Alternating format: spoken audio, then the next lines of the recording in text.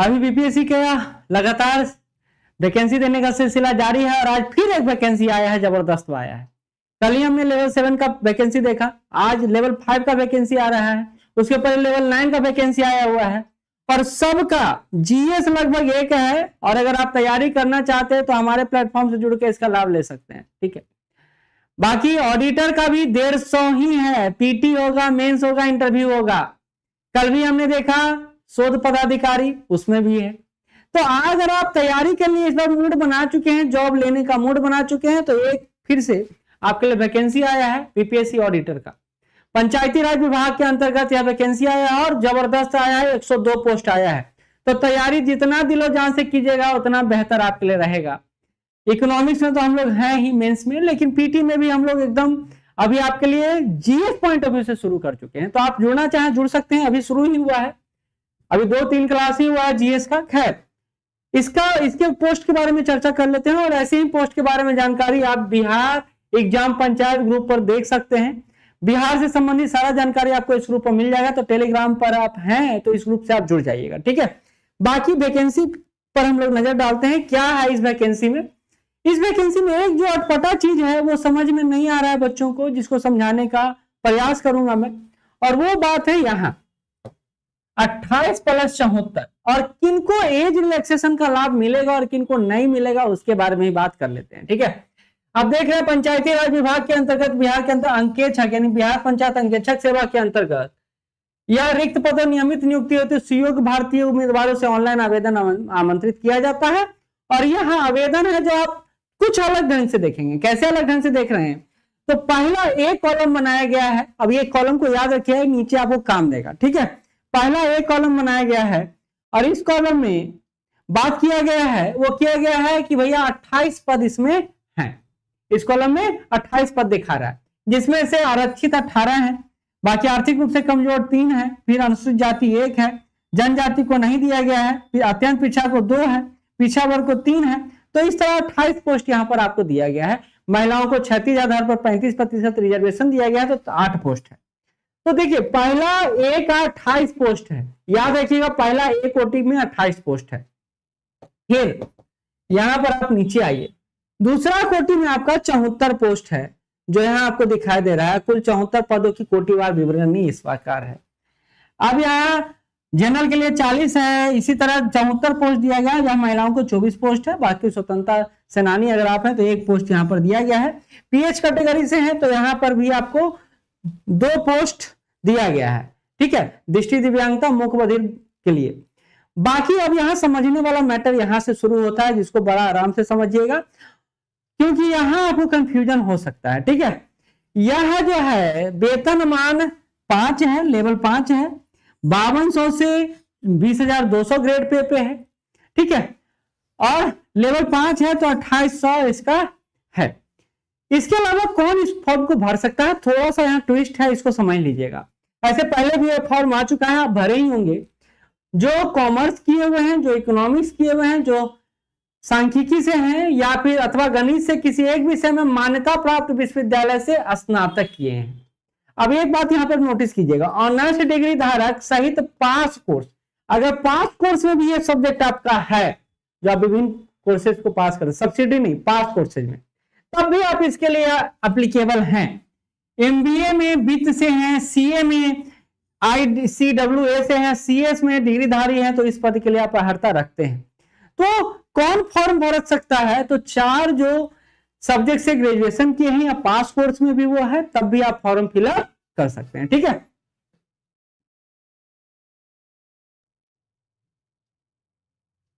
कोटि ए कोटि बी क्या है, वो रिजर्व एज रिलैक्सेशन के लिए है। कोटि ए में जो है उसको एज रिलैक्सेशन मिलेगा और कोटि बी वाले को जो फ्रेशर्स हैं उन्हीं को लिए है, ठीक है। तो ये बात अभी यहाँ पर समझ में आ जाएगा, उम्र सीमा की जब बात करूंगा मैं तो आपको ये सारा माजरा समझ में आ जाएगा क्या है ये।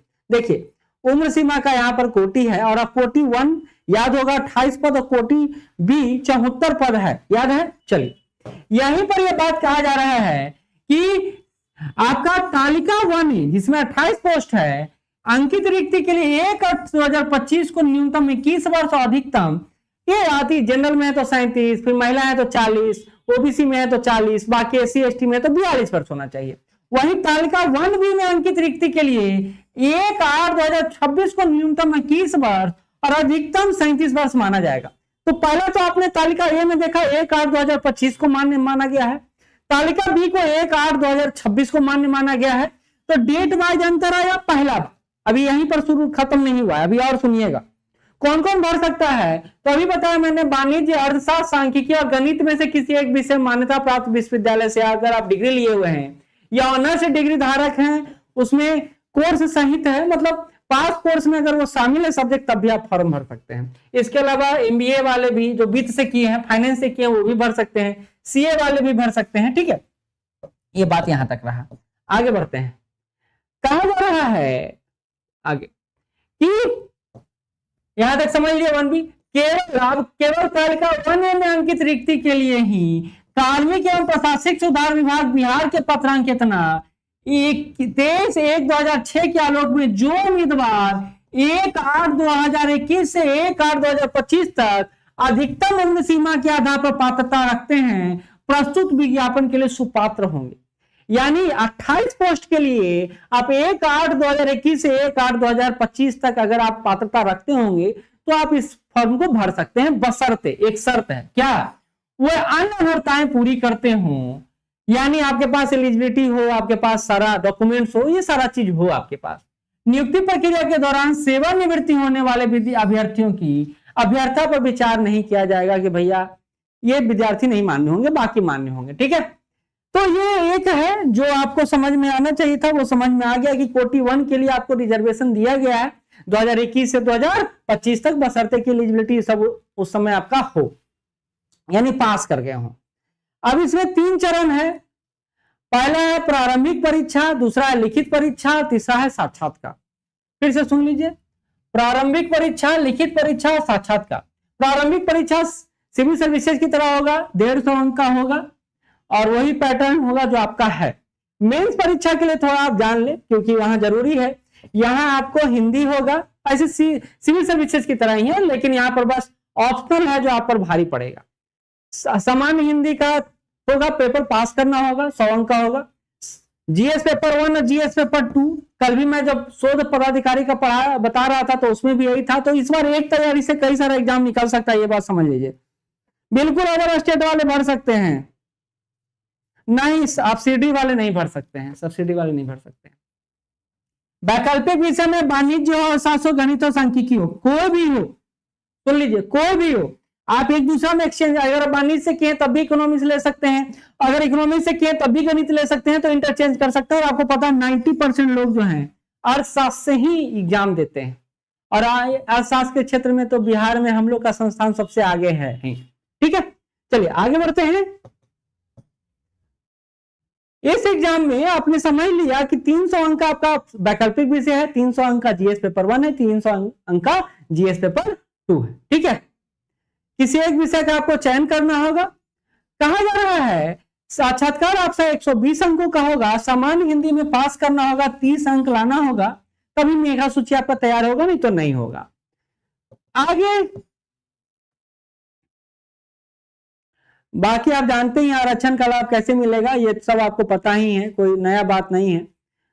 एक बात जो आपको जानना है यहाँ पर वो ये है कि आपको ऑनलाइन फॉर्म भरने का जो डेट है वो 5/2/2026 से शुरू होगा, 26/2/2026 तक ये फॉर्म भराएगा। तो अगर आप सर इसमें भी 15,000 इकोनॉमिक्स का फीस रखिएगा क्या, नहीं नहीं नहीं, ऐसा नहीं। देखिए सिविल सर्विसेज और ऑफलाइन वाले का 15,000 था, क्यों बदनाम कर रहे हैं, ऑनलाइन वाले का तो 7,000 में ही कर रहे हैं। एफए वाले के लिए, डीएसओ वाले के लिए, देखिए इकोनॉमिक्स एक टेक्निकल सब्जेक्ट है और उसको पढ़ाने के लिए ना उस तरह का योग्यता होना चाहिए, क्या कोई भी नहीं पढ़ा सकता, ये बात ध्यान रखिएगा। और हम लोग इतना मेहनत कर रहे हैं तो आपको टेस्ट सीरीज भी दिए, उसका एक्सप्लेनेशन भी दिए, तो ये सारा कुछ कर रहे हैं, ऐसे ही नहीं कि सिर्फ ले रहे हैं। आपको पता है इकोनॉमिक्स का सिर्फ एक टेस्ट का 500 मार्केट में चार्ज कर रहे हैं, तो आप सब पहलू को तो देखिएगा ना, सब पहलू को समझिएगा। तो एक बेहतर एग्जाम आपके लिए इंतजार कर रहा है, आप इसका फॉर्म भरिए, फिर हम लोग के साथ भी बढ़िए, और इसका टेस्ट सीरीज भी हम लोग जल्द ही लॉन्च करेंगे, तो आपको उसका लाभ भी मिलेगा। चलिए धन्यवाद।